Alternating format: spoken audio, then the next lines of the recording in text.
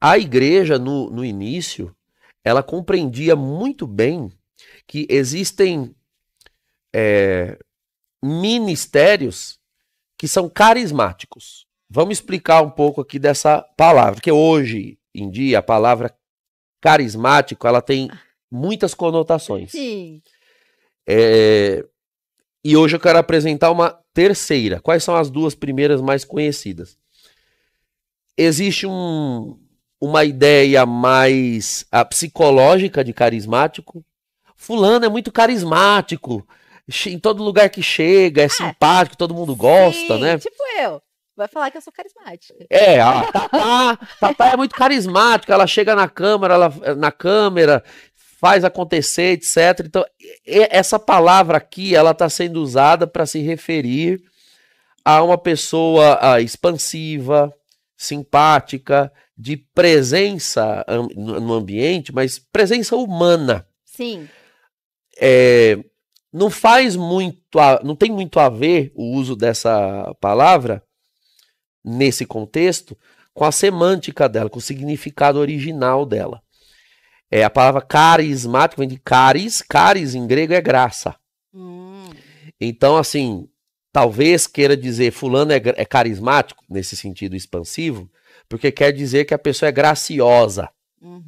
Mas não necessariamente agraciada, que é graça no sentido de um favor sobrenatural de Deus. Sim. Então aí sim vem o segundo sentido da palavra. Carismático, aquele que recebeu uma graça para servir na igreja. Sim. E aí, debaixo dessa segunda conotação, carismático, a gente hoje na igreja usa para se referir às pessoas que na vida espiritual tem propensão de utilizar os carismas, que são aqueles dons citados na primeira carta aos Coríntios, dos capítulos 12, 13 e 14. São 3 capítulos da carta de São Paulo que se referem aos dons carismáticos. Cura, milagre, profecias, essas revelações, línguas estranhas. Então, o carismático seria aquele que transita bem nesse ambiente de uso de dons carismáticos. Na atualidade, isso se refere a grupos de oração, novas comunidades, etc. Mas na igreja primitiva, isso você encontra, tem literatura abundante a respeito, inclusive traduzida mesmo em língua portuguesa, de história da igreja. Há uma terceira conotação da palavra.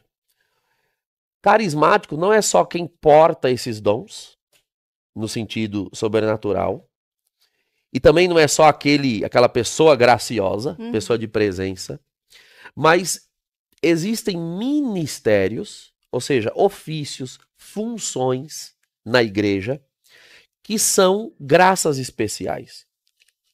Que não são o tipo de coisa que a pessoa faz porque aprendeu, ou o contrário. Não é ensinando que a gente faz surgir essas pessoas. Entendi. São pessoas que, caso queiramos que exerçam aqueles ofícios, nós precisamos pedir a Deus que dê. Uau! Você tem que encontrar essas pessoas na comunidade. Não são pessoas que, na ausência delas, né, dessa lista que eu citei, na ausência de um pastor, na ausência de um profeta, na ausência de um evangelista, a gente ensina alguém a ser. Isso não se ensina. Você pode até encontrar a pessoa que e aprimorá-la, formá-la, mas ensiná-la a ser você não ensina. Tem muito a ver com caráter, temperamento da pessoa, e o Espírito Santo é quem suscita essas pessoas na igreja. Vamos então citar aqui uma por vez e explicar mais ou menos. Eu estou aqui no campo da definição, mas se eu não descer para os exemplos, vai ficar fora do entendimento. O versículo diz assim: ele concedeu a um ser apóstolos. Tá? O nome, o termo apóstolos, embora Paulo use aqui, A tradição da igreja sempre evitou usar o termo apóstolos para além dos 12, para não confundir.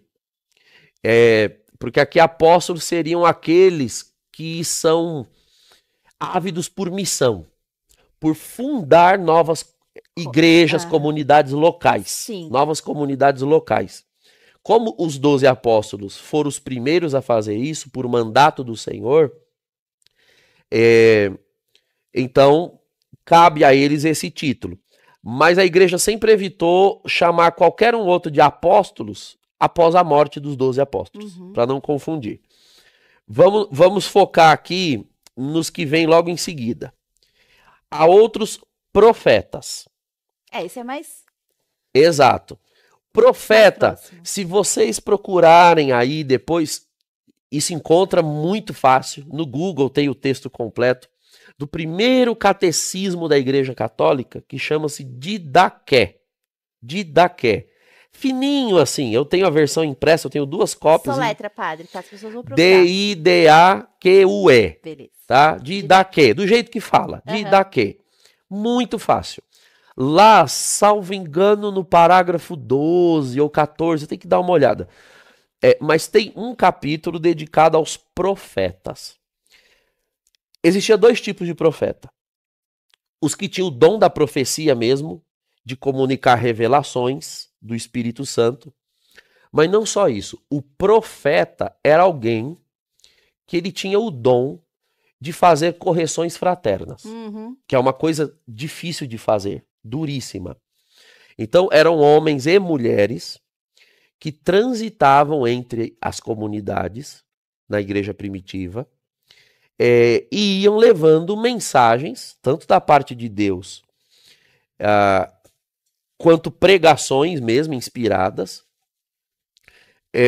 para corrigir erros, desvios, vícios, até escândalos morais dentro das comunidades. Por isso eles eram itinerantes, você percebe isso lá na Didaqué.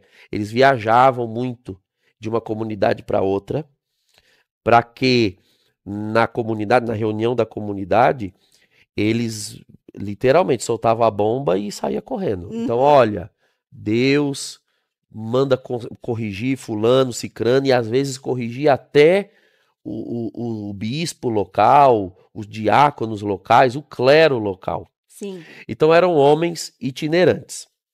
Vou só definir aqui o que é cada um, e aí a gente vai voltando, porque vocês vão ver a diferença nas comparações entre um ministério e outro. Tá. Aqui em seguida fala do evangelista. Certo.